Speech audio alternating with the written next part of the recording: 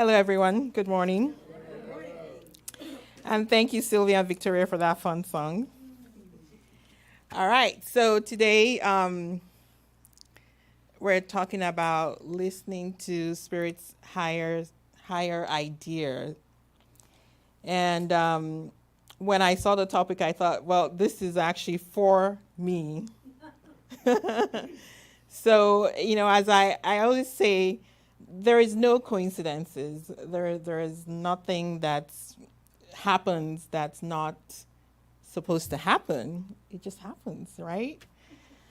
And when I got the topic, I thought, well, isn't the highest idea God ideas, like Reverend Suzette always says, like the God idea? And I asked my friend Wendy what she thought about the topic, and she said, well, isn't that just being your higher self? Just listening to your higher self and you becoming your higher self. And I thought, well, maybe we should just go deeper into what that topic really means. And I always like to give examples from my own experience because I feel that life is about you experiencing life yourself, We're here to help each other, grow, but the growth actually begins with us. We have to grow ourselves too. So let's see. I came across this quote from Rumi, and I thought it was interesting. It says, when you run after what you think, or what you want, what I think I want, my days are a furnace of stress and anxiety. If I sit in my own place of patience, what I need flows to me, and without pain. From this, I understand that what I want also wants me, is looking for me, and attracting me. There is a great secret here for anyone who can grasp it. And I thought, well, what does it really mean? When we think about what we want, do we think about what we want on the superficial level, or do we think deeply about what our spirit wants, what our soul wants, so what the innermost part of us wants? What is it that we're really seeking? And I think most of our 3D experience, or the experience that we have here in life, is that we want things outside of ourselves, but never things that are deep within. And I think that what that topic is calling for us to do is to, sit with ourselves and think deeply about what it is really we want as spiritual beings.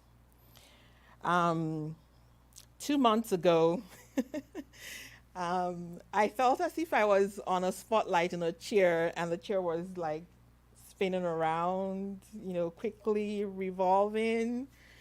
And I was like, oh my God, those existential questions were coming to me again. Why am I here? What is it that I'm doing? What is it that I really want?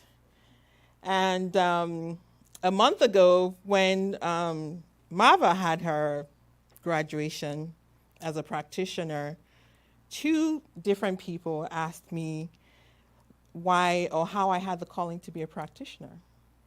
I was like, that was interesting to me, because I was like, what a coincidence. How could 2 different people be asking me the same question and me having to tell the story about about how I got to be a practitioner? Is it Spirit telling me something?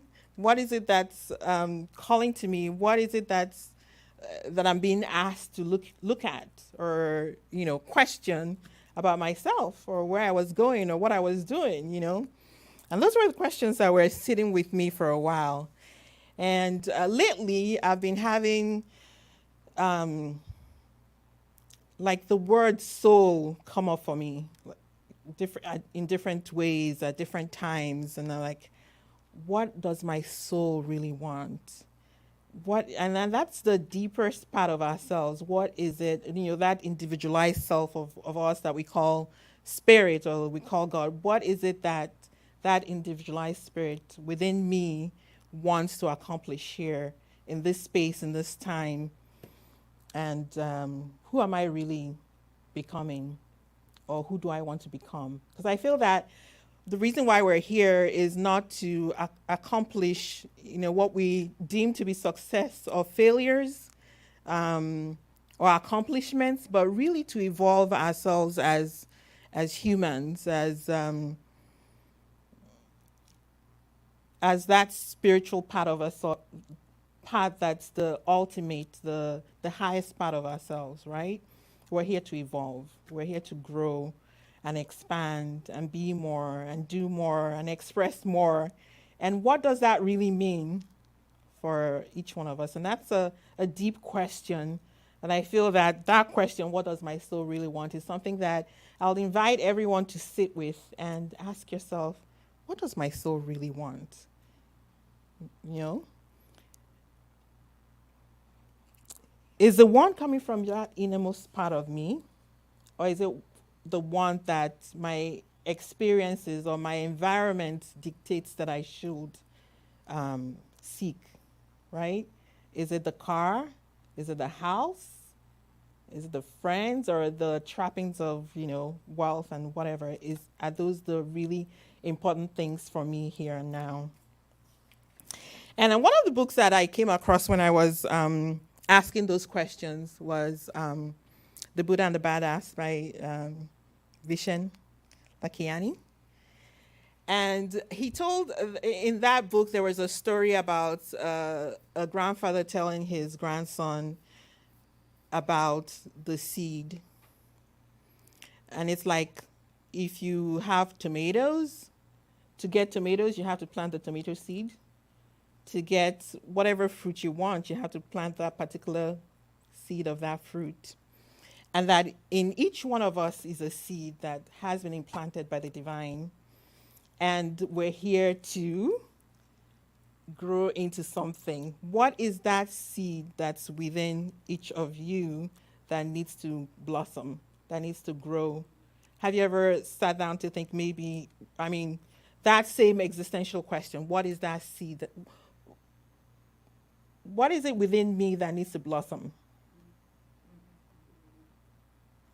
What is it within me that needs to grow? What is it within me that the world needs to experience to know the divine? That's a deep, deep, deep question. And whatever seed you produce is what you're meant to produce. So the invitation is to sit down and meditate and think on that question. What is my seed? What seed am I? What am I here to show the world? What am I here to reveal to the world? Because we always say that healing is a revelation of the truth, and the truth is deep within. What is that truth within you that needs to be revealed to the world? That's a big existential question. So that's the invitation to sit down and think about yourself. That special person that you are, the world needs to know. The world needs to have that to heal itself. Right? You need to discover that in order for us to heal. So we need you.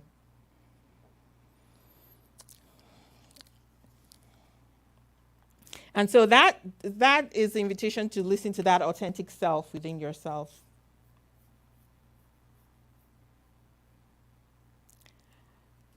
I wanted to tell, this story came up while I was sitting down, while Reverend Suzette was saying her prayer. Because I had talked to her before about my topic, and she said, why don't you talk about your life?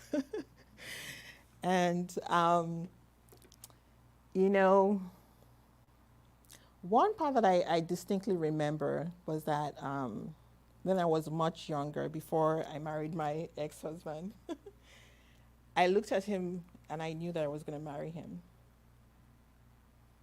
It was just like an instant knowing. And of course, you have to go through that process to get to where you're married and everything. And then I remember, again, I could still remember that scene. I was looking at him one day. My youngest was somebody that was just a baby then, and I was looking at him. I was like, one of these days, I'm just going to be there with just my kids. I didn't know what was going to happen, but it was like a knowing. And I didn't even remember until much later that that thought had occurred to me at that time. And then when it was time to leave the relationship, I knew again that it was time to go. And that was just a huge conflict in my mind, because I was like, if I knew that I was going to marry this person, why am I leaving this person? But it was something that I knew had to happen, but I still, was questioning and worried about making the wrong choice or the wrong decision, or, if this was really true, if this was something that I knew or had the feeling that was going to happen, why did it happen? But I remember that at the time I was going through the process of getting to the point of leaving, I was asking the question, why is this happening to me? Why am I going through this? And the thought came to me, this is a lesson. And I knew then that it was something that I had to go through, to get to another point in my experience or in my life experience. So these are, this is a, how would I say, like following your life stories or following your life lessons or listening or tuning into what is coming to you at every different point in time. Sometimes you hear the information ahead of when the event happens, but still going through with that is part of what your life process is. But you're just required to just sit still and listen and follow. And everything that you need comes to you when you need it. Because I remember that even at that point, at the point in time when I knew, or before I knew that what was going to happen, I knew I had to have support to go through the event, right? And I know that at a point in time in one of my meditations, I had to find a community. And how I found Om was that process. I don't know if I told the story before, but I went to the metaphysical store that was in La Mesa at that time, Mystic Isle. And I was about to leave the establishment, and the lady pulled me back and said, there is an event going on, and I think that you should. She handed me a flyer. I'm like, okay, I'll come over. And I went to the event, and I was like, oh, this is not the right place for me. It doesn't feel right. This is not it. And then I went back again to the Mystic Isle, and as I was about to leave, I saw the Om calendar, and I picked it up, and I was like, well, this seems like, let me try this place the next Sunday. So I went to Om the next Sunday, and then as I listened to Reverend Suzette and, everything that I experienced that day, I was like, oh, this is it. This is everything that I always wanted to hear. This is everything, everything that I thought, or the way that I thought about life was explained to me the same way. I mean, these people think the same way that I do. And this is it. And that's how I stayed at home. And going through the experience of having to dissolve that relationship, Reverend Suzette was like a huge support to me. And so was Om. So everything or everyone that I needed, at the time that I needed it, everything that I needed came to me because of those prompts that I had and listening to those prompts at the times I listened to those prompts. Everything just worked out, right?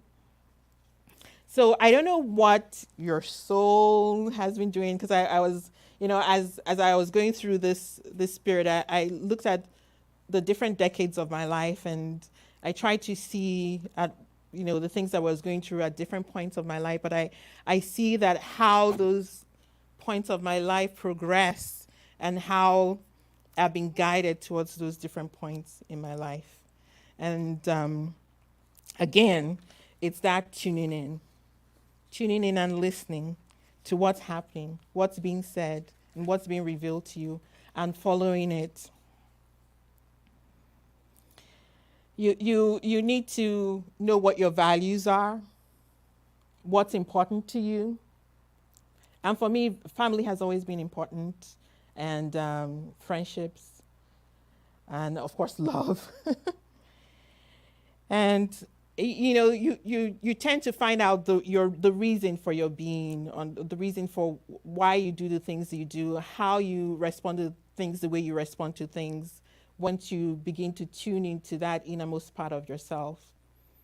And that's the invitation, to tune in. And in my foray within the decades, I forayed into into the Pentecostal life. And one of the passages that I remember that actually made an impression on me from the Bible was Paul's letter to the Ephesians 4:8.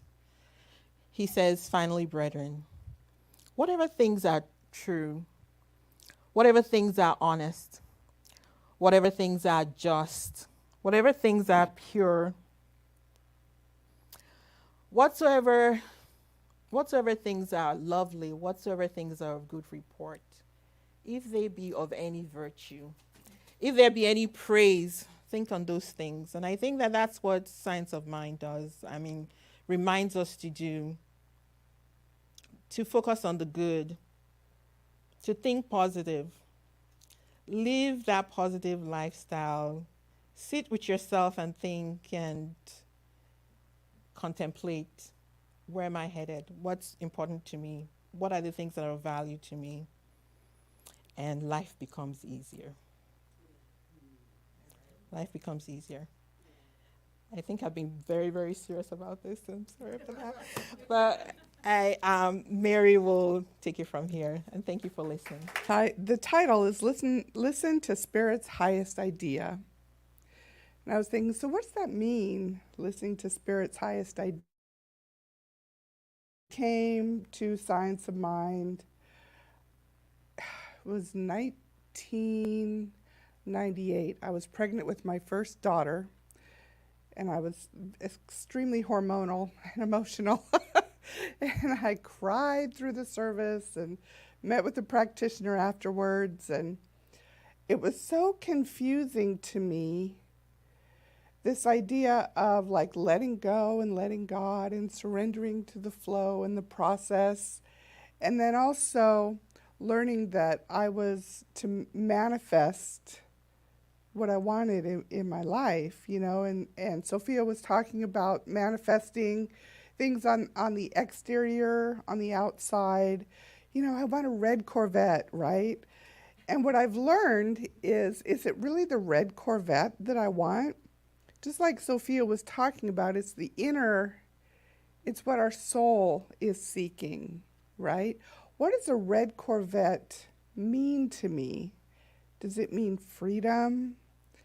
Does it mean demonstrating abundance and prosperity? Does it mean feeling sexy and alive and, just awesome, right? So it's less the stuff, the material things, but it's what we're trying to experience. For me, it's what I'm trying to experience. And it was really confusing to me in the beginning between being a conscious creator of my life and letting go and letting God. They didn't seem to match up to me. They seemed contradictory. And that's the funny thing about these spiritual principles is they're like a paradox. When you first look at it, it doesn't look like it's true. It doesn't look like it can work. But when you investigate further, you realize that it is true.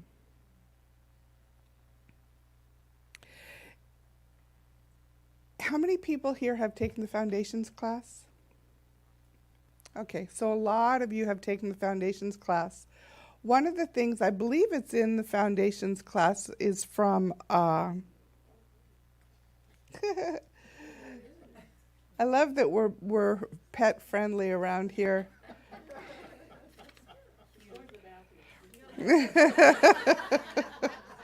Well trained, huh? So one of the things that I believe I first saw in the foundations class was The Kingdoms of Consciousness by Reverend Marcia Sutton and Lloyd Strom. And we moved through these kingdoms of consciousness. You know, when I first came here, I had a to-me consciousness. I felt like I was a victim in this world, like life was happening to me. I didn't feel like I had control in my life. It was always their fault, blaming. Felt like I was a victim. And as I've sort of evolved and grown in myself through doing a lot of the work that I've learned around here, taking classes, becoming a practitioner, all that stuff, and trying to go deeper, you know, you kind of grow into, you learn that it's by me, right? I can manifest, I can create the life that I want. Beginning to take my power back, no longer feeling like a victim of circumstances. Beginning to manifest more positive people and outcomes in my life. Feeling empowered and beginning to trust. I think I shared last week, because I spoke last week too, I shared last week that one of my favorite things to do when I was a kid was to play school and be a teacher. So I'm kind of approaching this giving Sunday talks as playing school. So join me in playing school. So the next step, you know, as we evolve, the next step is it's done through me. Realizing my oneness with the divine and allowing spirit to move through me and operate through me. Expanding my trust and surrendering. So here we have, you know, in the by me consciousness, it's like I'm doing it. In the through me consciousness, I'm allowing spirit to do it through me. And then as we evolve further, as me consciousness, that's when we come into that place where we really know our oneness with the divine, and we know that we are an expression of the divine. It's more than an intellectual understanding of oneness. We actually feel the connection with the all in all. We see without judgment or attachment to people, things, or outcomes, and we experience more freedom and inner peace. One of the things I remember in practitioner training was not only to see God in the world, but to see the world as God sees the world. And that's my goal, is to see that. And I share a lot. I talk a lot about my work because it's very meaningful to me, and I work with felons in jail and people who are struggling with substance use problems and things like that. And I love to be able to bring that practitioner consciousness into my work. And I feel like, you know, when I was younger, and a lot of you know that I'm sober, I'm in recovery. When I was younger, I never felt seen. I didn't feel seen, I didn't feel heard. So in raising my kids, I really wanted to give them an opportunity to feel heard. And At one point, I felt like I'm kind of raising monsters because now they think everything is negotiable, right? And sometimes it's just like, no, you can't do that because I'm the mom and I say no, you know? And I remember my daughter, who's doing amazing right now. Her name is Grace, Amazing Grace. She's up at UCLA getting straight A's, she's rocking it. But I remember her getting in some trouble, and I in high school, and I told her to write an essay about why smoking weed as a teenager was bad. And she did just the opposite. She wrote an essay about all the reasons why you should smoke weed, So it was not always easy. That path, trying to give them, critical thinking skills and things like that, was not always easy. But I feel like it allowed them to be heard and allowed me to have a relationship with my kids that I never had with my own parents. Remember, kids are meant to be seen and not heard. And, I would never talk to my mom about smoking weed, although I did plenty of it as a teenager, and anyways, so I don't know why I kind of digressed off onto that.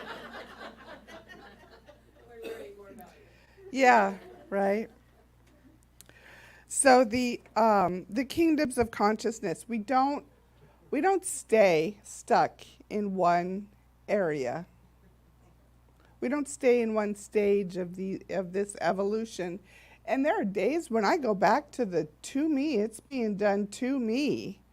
But I do have a way out. We all have a way out. We can become aware, being the observer.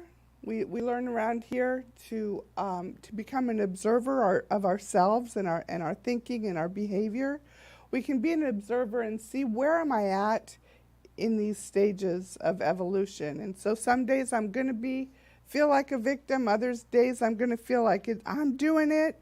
Some days I'm going to just know that spirit is flowing through me. And other days I'm going to really know and feel my oneness with the divine.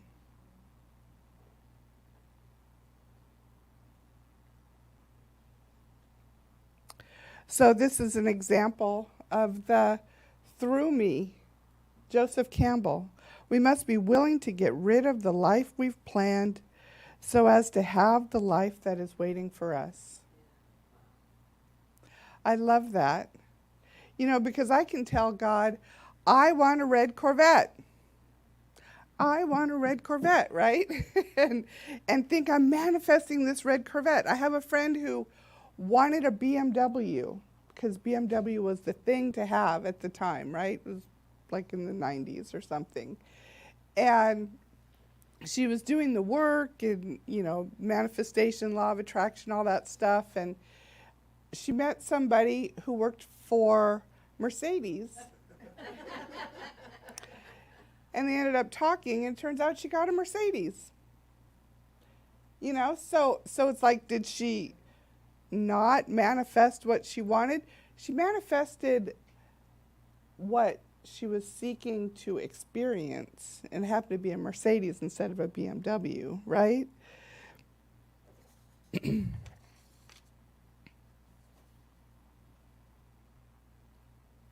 So Rumi, we have a couple of Rumi quotes today.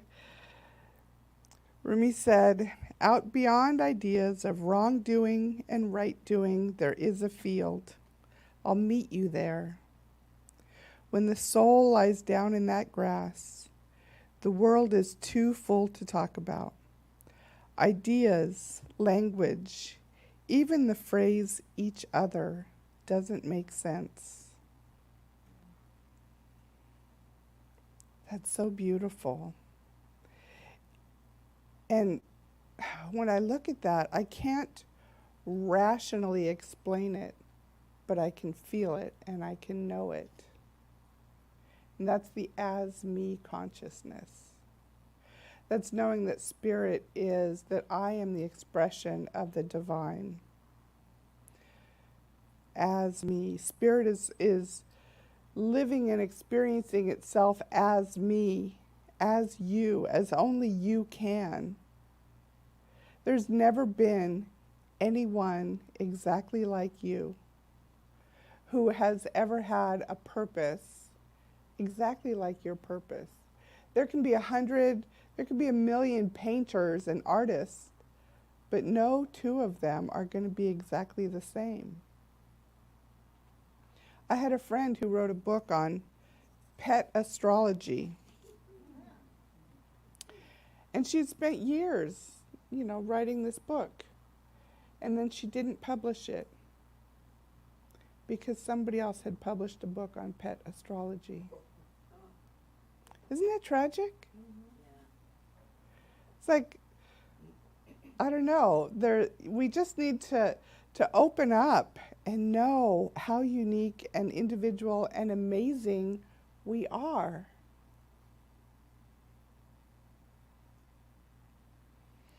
So the call to action this week is to just maybe think about these kingdoms of consciousness. Start paying attention to where you are. And allow yourself, if you're in the to me stage, you're feeling like it's being done to you, just maybe open up to the possibility that you can move through these stages or kingdoms of consciousness and change your experience of whatever is going on in your life. So I invite you to do that this week. Thank you.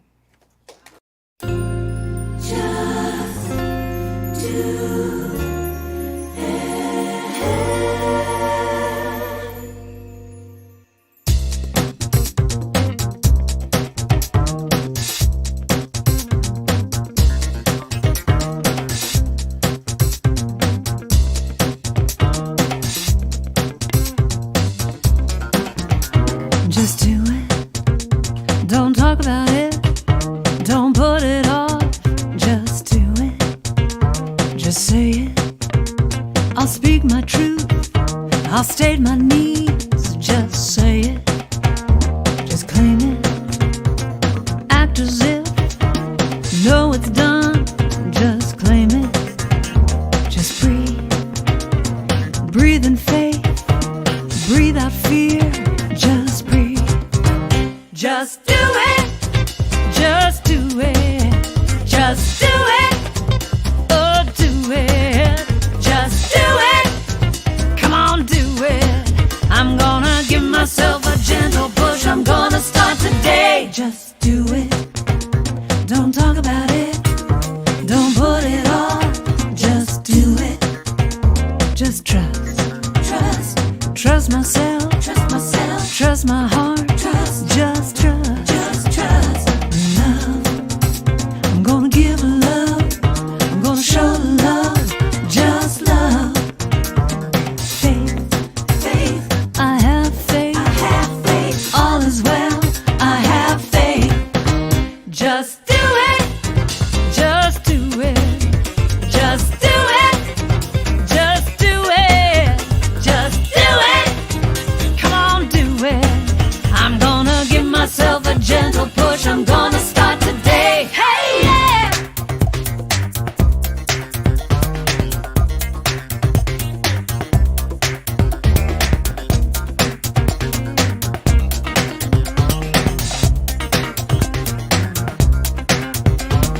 Every time I criticize and focus on my flaws, I don't realize that I am worthy and capable, and I deserve to have it all. So now's my time to rise and shine, go for the dreams that are in my mind. Take one small step and not be afraid, cause with faith and love, I've got it made.